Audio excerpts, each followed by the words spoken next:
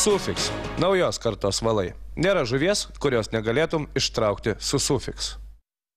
Sveiki visi žiūrintys laidą Vienam gale kablys. Šiandien mes turime svečiuose Rimą Ramoną. Sveikas, Rimai. Jau atkreipė dėmesį į tai, kas čia yra sudėta, kokie žuklės įrankiai ir suprantate, kad šiandien mes su Rimu bandysime gaudyti džerkais. Rimai, nebijai? Ne. Aš taip pavyzdžiui. Iš tikrųjų, dabar pagauti lydeką, jau bandyta buvo ne kartą įvairiausiai žuklės būdais, vėlgi masalais, yra žiauriai sunku. Vandens temperatūros visur 4 laipsniai, žiemos režimas.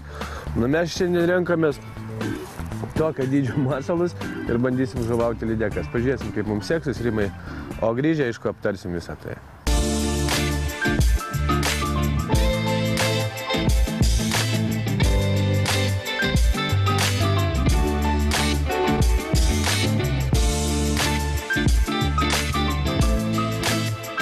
Mirštanti graži gamta, galima drąsiai sakyti jau žiemos pradžia. Ir žinoma, kiekvienas išplaukimas į tokią šaltą, vėsią ir tikrai neaiškę žūklę pakankamai didelis iššūkis žvejams.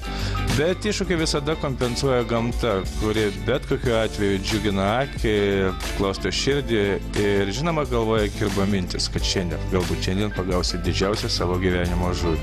Tai būna prieš kiekvieną žvejybą, nes tu juk važiuoji žvejoti tam, kad susikautum su žuvimi, kad suprastum, kaip ją apgauti, žinoma, pagavęs paleisti.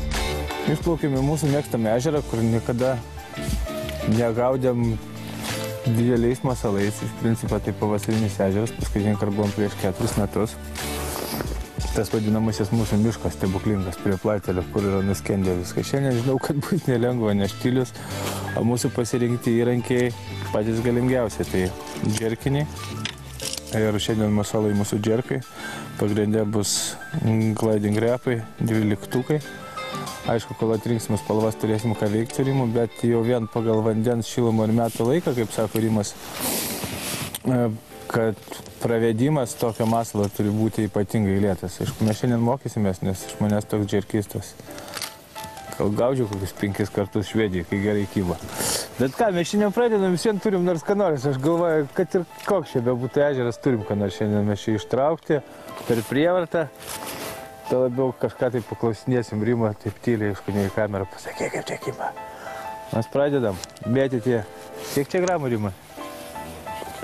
60 gramų.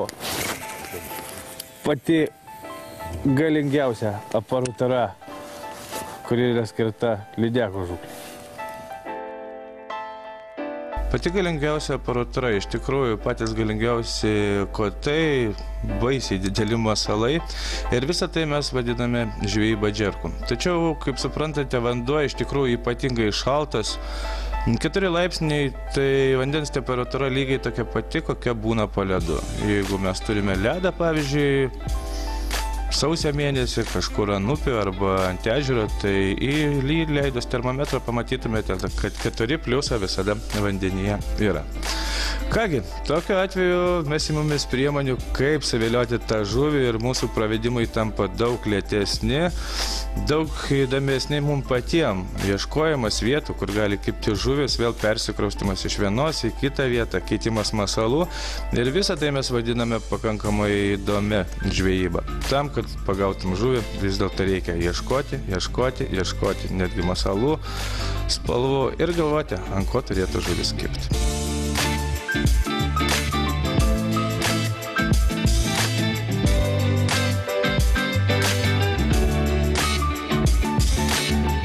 Aišku, vanduo tai toks, kas blogiausiai, kad nėra švarus ir negali naudoti labai natūralių džerko spalvų, kas turėtų būti rudenį, nes čia toksai miško ežeras, pilkėtas, dugnas juodas, reikia ieškoti ką nors tokio rimtesnio. Viena tokių mėgstamų spalvų, kuri iš principo yra labai daug kur sudirbusi, ar tai būtų rapolas vartiklė, ar tai labai panašiai dažytas flatrepo wobleris, tokiuose vietose kartais iššauna ir verta galvoja, kad pabandyti su juo.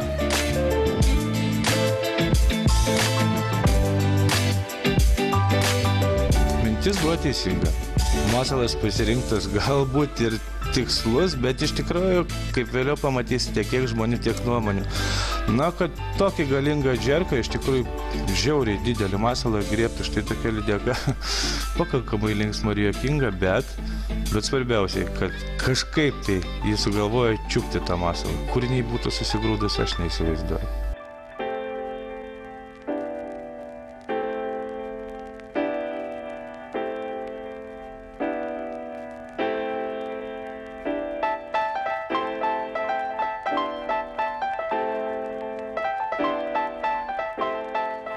Kad tokį voblerį imtų toks pieštukas ir dar įsikabintų, nebuvau matęs. Bet svarbiausia, pradžia yra, aš galvoju, to mes labai paprastai nepabaigsim.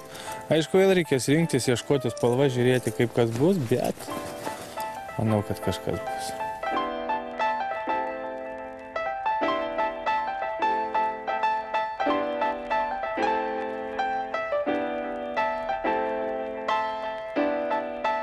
Rimas, kaip visada, per geras 1,5 valandos žvejybos iš karto perinko visą savo masalų dėžę, išbandė viską ir galų gale barštelimas per nagus, kibimas ir vėl Rimas sako, tai ne pati didžiausia žuvis. Vis dėlto vyrauja tokia nuomonė, kad džerkais, tai yra tais galingaisiais masalais galima pagauti pačią didžiausią lydeką. Žinoma taip, bet kaip matote ir štai tokios elementarios šaudyklės nespjauna į pakankamai didelį masalą, į spalvą atkreipkite dėmesį, apie ją šiandien mes būtinai kalbėsime, nes tai jau joks atradimas, bet iš tikrųjų ne kartą suveikęs pačiomis įvairiausiamis žūklės sąlygomis ir tai mums meškeriotojams yra svarbu. Lydekos šiandien ypatingai neaktyvios, labai lėtas masalo padavimas ir ramus pratraukimas.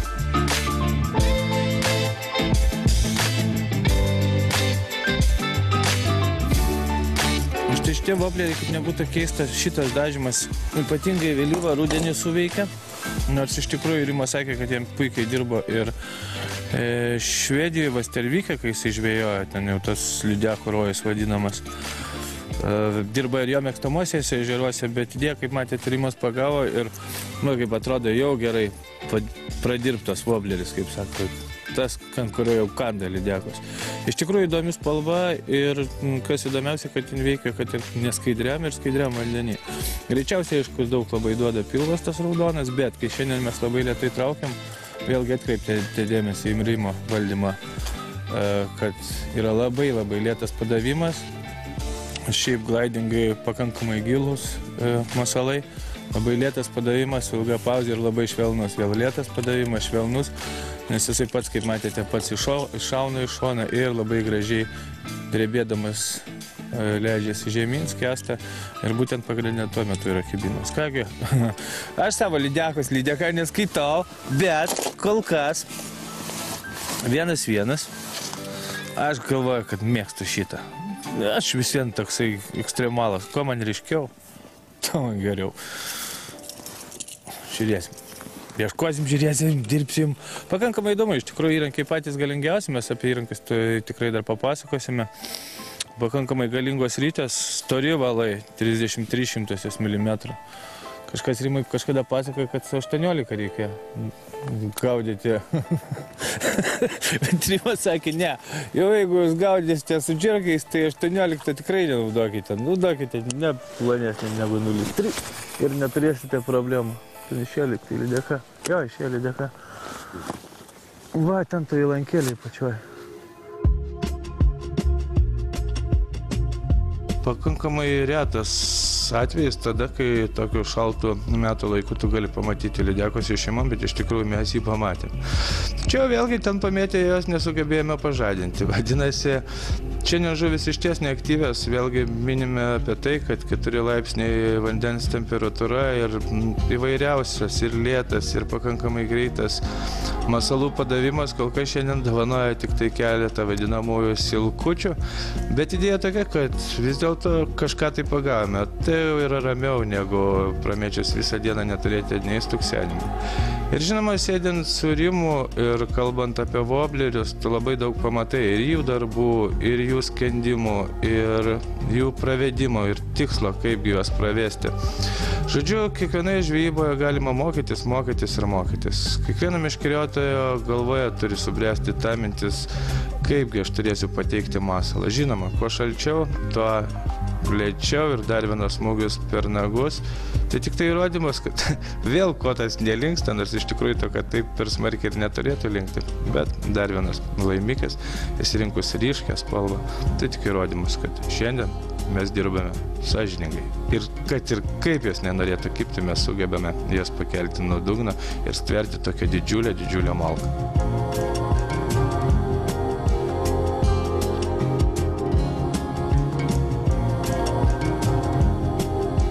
Tingi, lėta žiemos lydeka.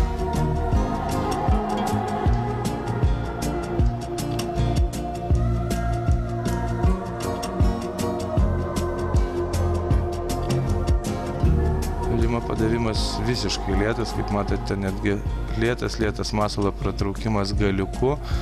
Vėlgi vienas tik barkštelėjimas ir vėl laukimas, kol wobleris pats sužais ir jo lengvas pravedimas. Jokių aštrių, ryškių trūkčiojimų, kaip tai daroma pavasarį. Ir dar vienas laimikis. Tai tik įrodymas, kad ir technika, ir masalų spalvos, gal jos per daug ir spalvos neįtakoja, bet pati žuklės technika priverčia žuvį kibti. Ežeras mūsų dar gyvas. Jame lankėmės, kaip jau sakiau, paskutinį kartą prieš 4 metus. Čia buvo pagautas žuvis ir 5 ir 8 kg. Galbūt pavasarį mes čia dar būtinai sugrįšime ir pabandysime paieškoti aktyvesnių lydekų ir galbūt didesnių. Buvo kaip buvo, ar nerimai? Ir man atrodo, vis viena, svarbiausiai, kad sugavom. Aš tai, žinok, labai buvau skeptiškai nusiteikęs, nes aš nesu džerkautės, vis dėlto kiek tu metai jau užsiminėjai būtent džerkai? Nu, kažkur nuo 2000-ųjų. Tai jau gerus, skaityk, 11 metų, tu žinai, kaip jos pravesti, tu mėgsti jas gaudyti. Automatiškai vėlgi tie galingi žuklės įrankiai tokie kartais atrodo griozdiški, nors iš tikrųjų mėtant tokį masalą jie vos ne man liauni, atrodo, ar ne?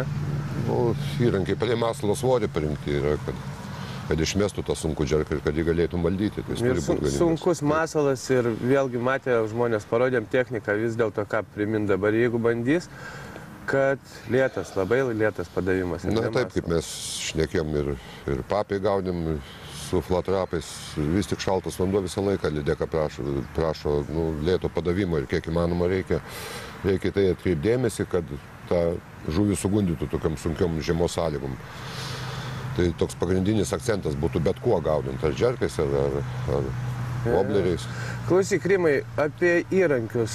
Vis dėlto mes pakankamai daug apie juos nekalbam, bet iš tikrųjų tu valtyje labai vieną teisingą dalyką pasakei, kad džerkinis įrankis nėra kažkoks super prabangos šitą daiktas, ne pats kotas. Iš principo, tie visi džerkiniai kotai ir nedaug kainuoja.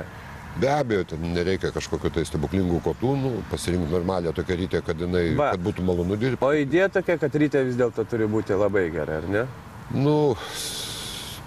Labai gerai, išmetimas be abejo, tai turi laikyti, apkrovimas didelis, kad guoliai neįsiplaktų ir visa kita, nes tai priklauso nuo tavo darbo kokybė, kaip jeigu ten surytę barzdas visokias darysi, greit įsiplaks. Tai jo, arba metimo metu gausi skilpos, atšaudinėsi masalas ir iš proto išeisi, ar ne? Tai reikia pasirinkti atitinkamo galingumo rytę ir patikimo gamintojo. Taip pat nepamiršti apie gan storą valą.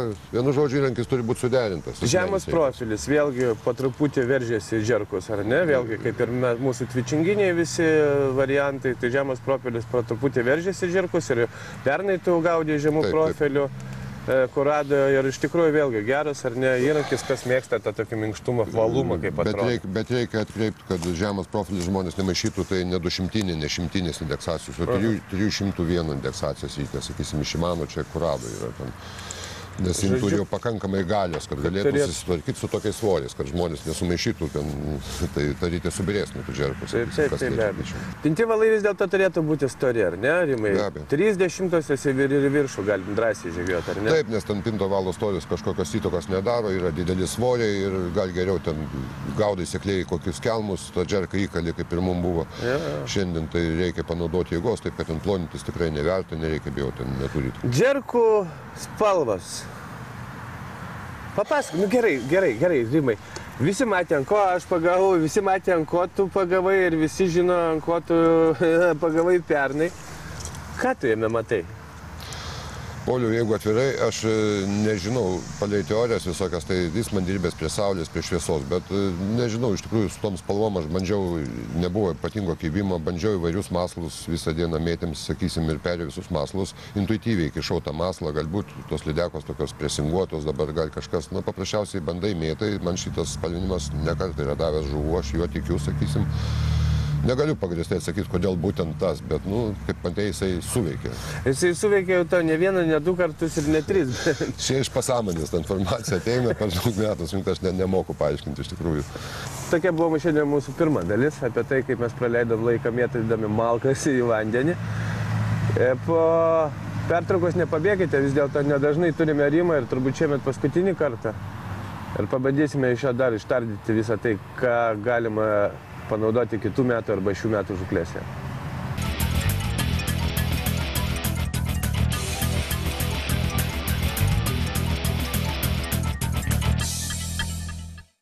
Mes grįžtame po pertraukos. Priminsiu, kad mūsų laidoje šiandien Rimas Ramonas, geras mūsų laidos bičiulis. Žmogus, kuris privertė mane į rankas paimti visokias multiplikatorinės rites ir per 3 metus supratau, kad kitų ir neimsis pinigavimai. Privertė, ar ne, Rimai? Rimai, klausyk, aš negaliu neatsiminti to, kad mes iš tikrųjų daug šiemet žvejojom įvairiausiamis žuklės sąlygomis, bet vienos iš tokių tai man labai užstrigo ir buvo žiauriai gražu ir gerai. Gal pasižiūrėt.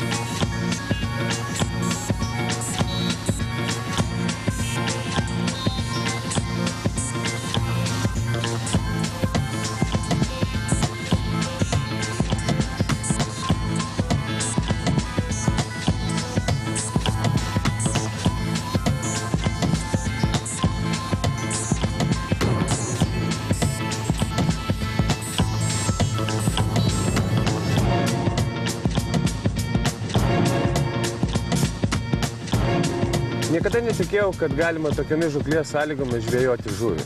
Ir kodėl tu mane įkišai vidury vasaros į tuos žolynus ir rodė, kad ten gyvena žuvis? Kaip visą tai turi žvejas pats suvokti? Aš paprasčiausiai daug gaudau, daug bandau ir norėjau kažką tai įdomesnio, galbūt žiūrovai pateikti, parodyti, kad yra tų masalų, kad nestandartinis mąstymas pas žiūrovą pakistų, nes yra daug galimybių ten paimti. Iš tikrųjų nestandartinis masalas, nes po to ir sąlygo žuklės, nes po to žvejybos plaukiau su savo gerais bičiuliais, tokio kaip Marijonas Mikutavičius, ir jisai pagavo 6 žuvis per geras 3 valandas. Jis sakė, Pauliau, nenormalu, tai negali būti iš kur jie, kodėl jos gyvena žolėse, kai mes visi pripratę mėtyti erdves. Kodėl jos gyvena žolėse? Vasarą jom ten turbūt patinka ir gyvena, čia nieko nepadarysim, mes turim kaip žvejai prisitaikyti, kaip jas paims įvairiais masalais, tai žolinės ir įvairūs spinerbai, tai galbūt kitais metais išeis parodyti mums, tai yra daug žvejybos būdų. Bet buvo labai gražu ir pati ta idėja, kad vis dėlto taip atrodo, vėlgi pažvėjus tose galvose susisuka, jau viskas karšta ir tus lydekos neturėtų kibti, ar ne? Nes vis dėlto esam pripratę kažkaip tai viską dalinti sezonus. Pavasarinė lydekų žuklė, rudeninė, pasirodo vasarą, tik tai čia įdėti biškį reikia. Be abejo, tai reikia nestandartinio tokio mąstymo, pabandyti, nebijoti ir šitą gali pasisekti, nepasisekti, bet tikrai pasiseks, jeigu žmogus bandys ir bus žymiai įdomesnė žvejyba, ne vienas tas gaminukų mėtymas. Gerai, o dabar grįžtant apie multiplikatorinės rites, apie vėlgi vienos dalies pinigus, apie Garį Loomisą, mūsų patį mėgstamiausią. Šiemet pirmi metai, kai tu dirbai su NRX koncepcija, ar ne?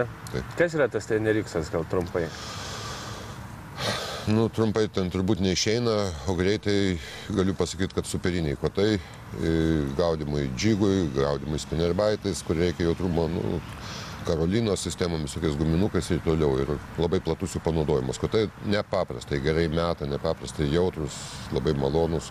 Vienintelis trūkumas, kad jie galbūt yra brangokai, bet gaudimas su jais duoda tokių stiprių, nepatirtų pojūčių. Vėlgi šiemet aš pirmam kartą mačiau Nespėju, negali spėti visko. Ir nuo fiderio, plūdinės, baloninės ir tu gilinėsi griežtai į spinningą ir tavo žvejyba multiplikatorinė rytė iš tikrųjų šiemet atmatoju tikrai buvo graži.